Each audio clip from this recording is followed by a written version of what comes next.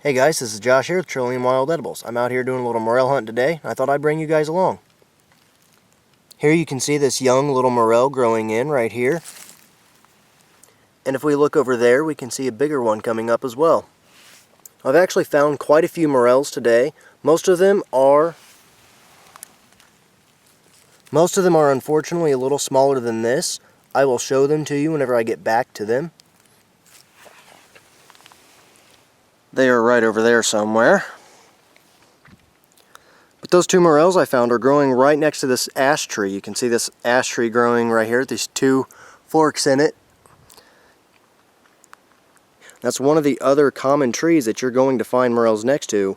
Here, especially in the eastern woodlands, is tulip poplars, ash, elms, apple trees, and things of that sort. And anytime you find one morel, it's a good idea to stop and take a real close look at the ground around you, because you are most likely going to find another one. However, it is worth noting that I do find them growing solitary sometimes just by themselves with not another one around. So make sure you keep that in mind as well. There are actually a lot of common misconceptions about morel mushrooms and their growth rate. A lot of people think that they just, pop up in a couple days. That's not exactly true. Morels grow in prime conditions anywhere from 1/8 of an inch to 1/4 of an inch a day. So what that means is whenever you find one of those big couple-inch morels, it's been growing almost the entire morel season. Whenever I find morels this size, there's a couple things I usually like to do, and that really just depends on the weather we're having and the weather we're planning on having. If it's been really, really dry and the mushrooms are looking like they're drying out, I will make sure I water each one I find and then cover them back up with leaves. Especially if it's windy or anything like that, I'll make sure to give them a good cover of leaves to give them a little bit of protection. However, it's really moist. We've had a lot of rain. It's nice and cool, so there's no need for me to do that here. This one is probably going to be just fine as is. However, it's going to be in sun most of the day, which isn't going to kill it, but it needs some partial shade. So we'll give it a little protection just like that. Another thing I like to do whenever I find morels that are really old is what I will do with them is I will take them and I will crush them in my hand and I will spread them out. And what that does is that spreads the spores, so that way next year when I come back, there's most likely going to be more morels. Whenever you harvest your morels, it's very important that you cut them at the base and that you don't disturb the underground portion of the plant or the mycelium or the mushroom organism. What I like to do is I like to take a knife and I just like to cut right above the soil. I make sure to leave a good amount of stem left. As I cut this one, I notice something. Can you guys see all these little bitty bugs? You can see this thing is completely bug ridden. I looked inside of the mushroom and I saw the same thing.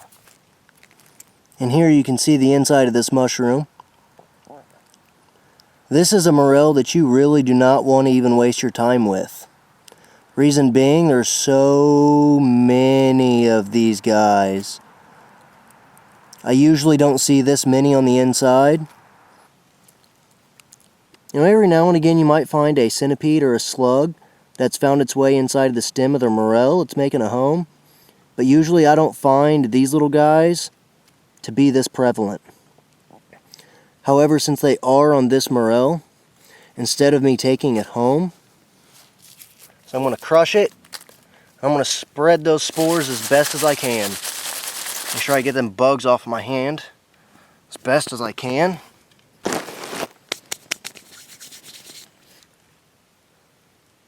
Well, that sucks, but unfortunately, sometimes that's just the nature of it. Sometimes they get attacked by bugs before you can even get to them. Here you guys may be able to see this little morel here. Here you can see another little bitty one.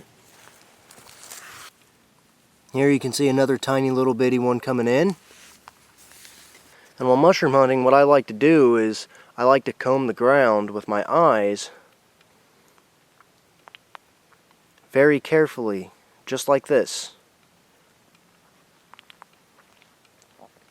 And whenever I see one,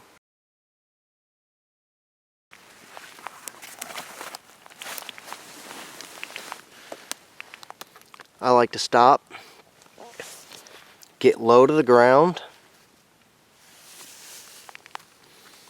and then I'll pan around with my eyes and I'll see if I find any more. And usually I will.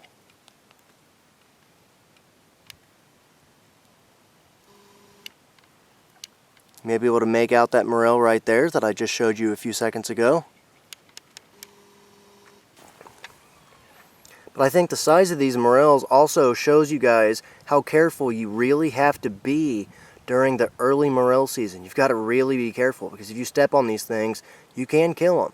And if you kill them, that morel probably won't grow that year. However, on the other hand, I have found morels bent completely in half that were still growing. And I'm assuming they got stepped on, but didn't die. However, it is worth noting that you be cautious and be careful where you're walking, so that way you don't step on any mushrooms. But here's a really good example of a morel that's old and frostbitten beyond edibility. This thing just looks nasty. I'm still out here doing a little mushroom hunting. I thought I'd show you guys this little garter snake I saw right off the trail here. I almost stepped right in front of him, didn't even realize it.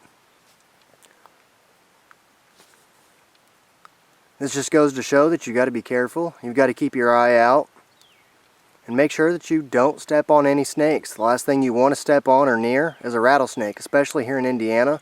We have timber rattlers here, and timber rattlers are notorious for not even rattling until it's too late. Thankfully, this is a garter snake and he's non-poisonous. Either way, I'm still going to keep my distance. But I thought I would show this to you guys.